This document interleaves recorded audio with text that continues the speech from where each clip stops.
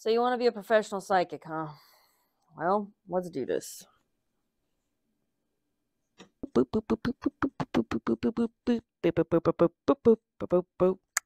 Hello, my dotlings. As most of you know, I am a professional psychic, meaning that I make my living off of telling fortunes. Reading people's cards, palms, crystal ball, I read them all. Dottie the psychic, usually in a much better hairdo. I haven't been using my wigs very much lately because I haven't got a chance to clean them up. We're not talking about the wig. We need to talk about the wig, but we're not doing it right now, okay? That's a whole intervention. We got to prepare for that one. But this is one of my dot bait videos, so I'm just going to give you like 5 tips on basically how to go out and get started at events and things. Because that's where a lot of us get started. So your first step is to find an event, and I'm going to pretend to voice over this bit. So this is me pretending to talk on the phone to a friend, setting up a birthday party, because I'm going to voice over this shit. What I'm going to say is, you can call your friends. You can look on Facebook. What was the other fucking thing? Google your local metaphysical shops and find out what they've got going on. Once you've got the date and time of your event, then you're ready for the next step. Number 2. After you've found your event, now that you're showing up, we're preparing. Well, somewhere in there, before the thing. Because remember, you're going to be sitting in one spot for a very long time. And that's the tip. Remember that you're going to be sitting in one spot for a very long time. And that whole time, you're either going to be having people come and sit down in front of you to get readings, or you're going to have to attract them by looking very pretty. If you're doing like an event, if you're doing like a psychic fair where somebody's sending people to you, or even a house party where people will just kind of go in and out and it's very casual, it's not such a big deal. You just sit there. But if you're going to try and do this at an event, like if you're going to go and try to set up like a merchant, you're definitely going to want to make sure that you have the stuff you need. So we'll start there with the table, 3 folding chairs or camp chairs, and a pop-up. Thing that you can't see, but it's back there, and it's a sunshade, and that's what a pop-up is. $50 at Walmart. It is a lifesaver. Oh, and you might also want to grab a tablecloth. Make it look schmancy. Okay. Just want to put it in there since that crazy bitch just completely glossed over it. So definitely, if you're going to be outside, consider what you need to sit there. Now, something that, like, if you're out at an event, you're going to have like a cooler and some snacks. But even if you're doing this inside, you're still going to want to make sure that you've got something to drink and something to eat. Because if you're going to be sitting there telling fortunes, you're going to get thirsty and hungry. Make sure you use the bathroom before you sit down. Make sure you've got all the biological things. Make sure you're taking care of yourself first. So here are 2 things that I usually keep with me. This one is a selenite ball, which is glowing like the moon with this crazy light ring I've got on. I can't see. So we'll see what that looks like in post. But that's a selenite ball. And I will use that to kind of break up some of the energy around people if they got a lot of negative energy. It's got some interesting effects. But that makes me feel good. Whatever you want to use. And then I've also got something to help bring about more wealth. So this is one of those crystal grids that are kind of popular now. Because when you start to do a bunch of readings, you yourself will start to take on a charge of your own. Like you're pulling energy from up, from down. And so you're going to want to put that somewhere. So sometimes having something to run it through is a great idea. Or store it in, like...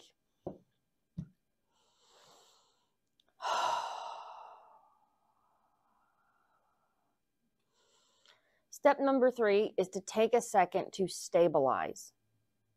See that big deep breath I took? Sometimes you have to do that. I know that I still to this day And even when I'm done rapid fire readings, I am still a little anxious to do a reading. Even now, even though I'm doing it professionally and I love it, I will sometimes hold my breath while I'm doing a reading, and I have to stop and intentionally breathe. And you kind of have to establish a personal ritual with each person. That in between moment, like a lot of times you should track the number of clients you get. Like, so that's the thing. Like, establish a short routine for each client. They sit down, you take your ticket, or you mark them down that they were there. You take your deep breath and connect with that person. If you sort of create it like a ritual, it's creating a thought pattern so that human minds love patterns. And so it'll be easier to tap into this person without a whole lot of difficulty. And that's part of how you get the practice, especially if you're doing rapid fire readings. Honestly, my first one is usually like kind of hard to get started when I'm doing not so much anymore from work, because I have to do so many cold readings. And I don't mean like everybody knows what cold readings are, but I mean like single readings. We'll say it like that.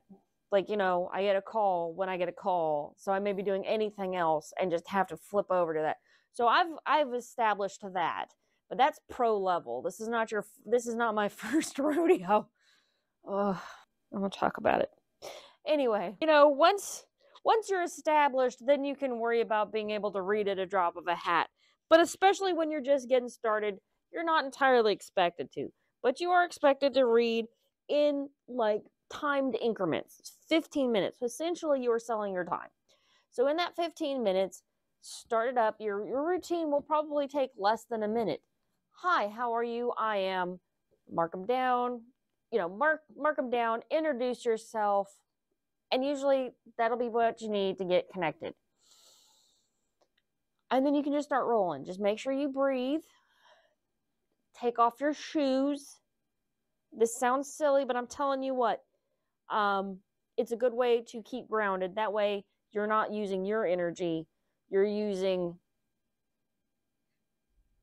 the energy around you. Because if you're constantly trying to use that much energy, you can wear yourself out pretty quick. If usually you can watch, it's funny because you can watch it happen, especially if I'm out at a group event, or like psychic fairs are awesome. I haven't seen a psychic fair in a while, but a bunch of psychics get in a room, the whole room gets hot from where everybody's pulling down that energy. They're working with the energy. And at least for me, it's about I don't know, third or fourth reading, I'll pop my shoes off because I forgot. Sometimes when I think about it, I'll do it before I get started. But that, number one, that coolness of the ground on your feet, that sensation will help you to focus. It will help wake you up, especially if you just have like an energy vampire or something happen, which is our next topic. Or, this is the fun one, folks. Don't let a reading that doesn't feel great ruin the rest of your day. And a lot of times you just have to reground and start again fresh. Just imagine you shut the whole thing down and recharge up. So I can break down the 3 groups of readings that I seem to have that throw me off even to this day. There's just not always something you can do.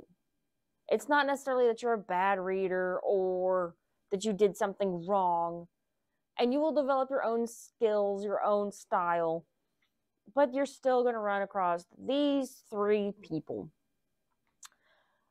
The first one is somebody you can't connect to.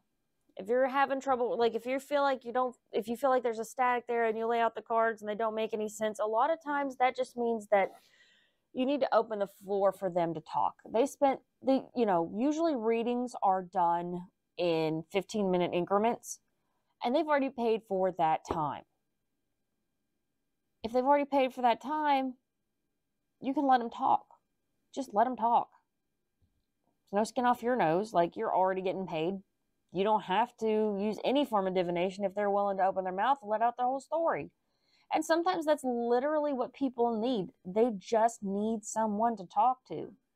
I know I've felt sometimes in my life I've called psychics just to complain about my life. I don't know if it counts because it was also one of my friends. Sorry, Asen.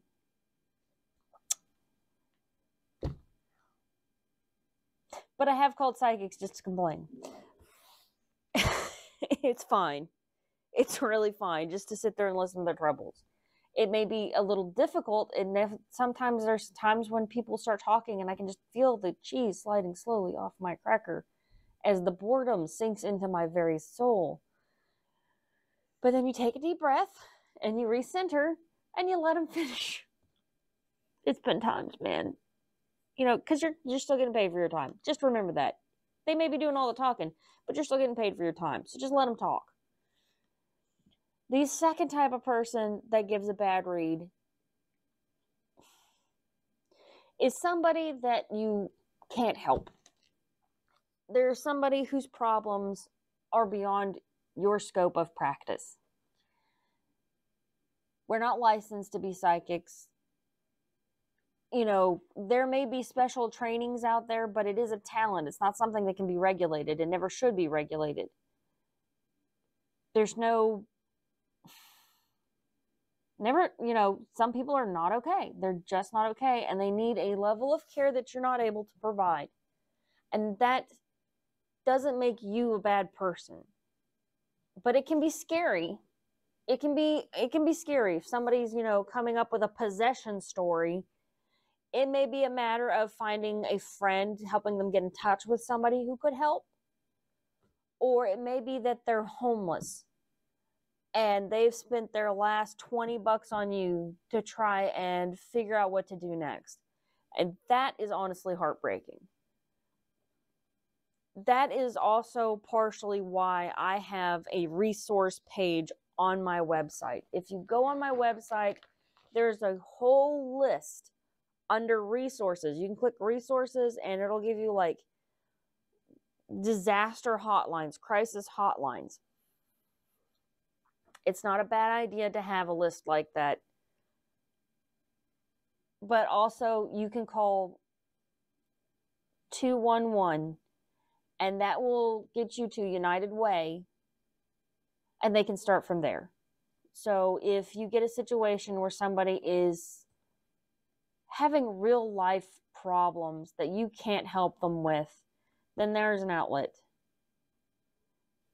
Don't give medical advice, legal advice, or, you know, treatment.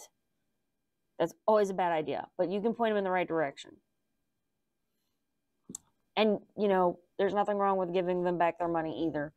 I try not to give money back very, very often because I need money too. And I tell you what, it's real work to sit here and listen to people complain about their lives. Yeah. Anyway, the third type, energy vampires. God, that is the worst. And there's usually, anytime I'm doing like a rapid fire reading kind of day, I've got like, you know, between like 5 and 25 people that I've read for. One of them is going to leave the table crying because I have struck an emotional chord, and you know, sometimes that just comes with it. People cry because you're repeating their life story in front of them. That's a difficult emotional process. And there's always at least one energy vampire. Remember I was telling you to keep your tools on your table, folks? Pop.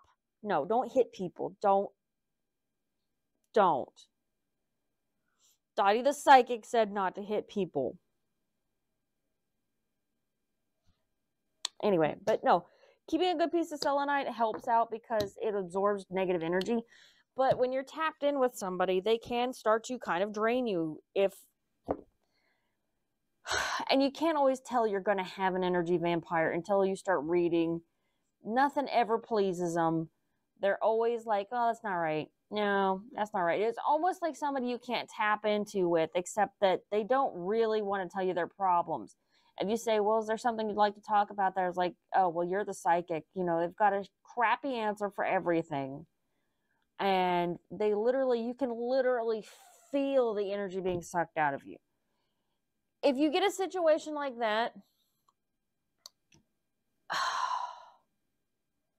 grab onto your protection, whatever protection you psychically use. Selenite, ring, just put a barrier between the two of you. Chit chat about whatever you want. Take a deep breath. After you had a energy vampire, you're going to want to stand up and get tapped back in. Like, it's okay to take a moment and be like, look, I need a minute after that reading. That sucked. Literally. Literally sucked. They really literally sucked. I've known a few, like, in real life that were, like, just walking around pretending like normal people, but then they just suck the life out of everyone around them. It would be sad if they weren't such assholes. But maybe energy vampires are just assholes, and I can literally feel my brains leaking out my ears. But, you know, I've run across it with other people, too. Like, other psychics have told me about this, having that same situation where they're, like, reading for somebody, and there's, like, and they just go, yeah, it's fine. And you feel like they literally drain your batteries. It's another reason why you shouldn't use a lot of your own energy to do readings. That's why you got to tap in, regulate your own energies, because you're definitely going to want your water and your snack and a break after dealing with those. Make sure that they go away. Like, you can tell somebody to leave your booth. If they're rude to you, you are an independent contractor. You can flip them the bird. Tip number 5. Aftercare. So you've had your last reading of the event, last reading of the fair, whatnot, last reading of the night. Big deep breath. Give yourself a second before you get up. Take a moment, take stock of what you're feeling, because a lot of times when you do that many rapid fire readings, you'll probably feel like you can run a marathon until you crash. You have an energy crash. So you're going to want to make sure that you kind of got, especially if you've done something like this where you've got a energy thing that you have kind of charged. This is really when you want to keep it close to you, because you're going to go through a massive energy flux because you've been reading, you've been working up all this energy, and then you stop. So rather than dead stopping, you can kind of use that energy sink and get back to a healthy level of energy. Also, making sure that you eat and drink, go to dinner, celebrate a little bit, enjoy it. You did the whole day's worth of work. Make sure that you count your tickets up. Very rarely is there a discrepancy. But honestly, a lot of the shopkeepers or event managers who take the money are going to want to make sure their numbers are right anyway. So just keep track. You're going to tally all that up, clean up your space, pack up your stuff. Don't plan on doing anything else that night, because probably what you're going to end up doing is going home, try to take a shower, try to do some sort of cleansing ritual before you actually lay down. But then you're probably going to go to bed, because you're going to feel like $1 million and then you're going to crash. That happens to a lot of psychics. I'm not the only one. Like, this is something I've heard other psychics talk about. Like, you go from fully charged to kind of like, it's almost like walking through your own circle if you're not careful. Because you go from being fully tapped in, almost like you're creating a pillar effect in this hot room with these people reading and talking. And so you're super excited. And then as you calm down, the fatigue of the day hits you all at once. It's actually, there is a name for it. It's called event drop. My sister told me about it because I was like, I don't know why. I always have such a great time at events. I don't want to stop going to events, but the next day I feel like crap. Like, even if I didn't do anything worthy of feeling like crap over. And she's like, yeah, it's called event drop. You think about it. You're emotionally charged. You're working, moving things, and then it's over. And then it's just over. And that is the nature of the beast. Like, that is the nature of time itself. There's no fixing that, folks. It happens. But you should be aware it's going to happen and find ways to mitigate that, especially like the second day. If it's your first real time, like me, I go to work the next day. I'm fine because I've done it a million times. And I know how my psychic gifts and my body work to not totally crash. But like, if this is your very, very first time doing it, you may want to just go ahead and take that next day to like do laundry and just sort your life out. Okay, so that is our 5 things that you should remember before you try to do rapid fire readings. I hope you've enjoyed this video, and if you did, don't forget to like, share, and subscribe for me. Also, check me out at dottieThepsychic.com. And I've got a lot of stuff going on. If you want to see what's going on with Metro Valley Pagan Pride, we've got the Facebook event set up, so you can follow us there. Safe travel and much profit to you.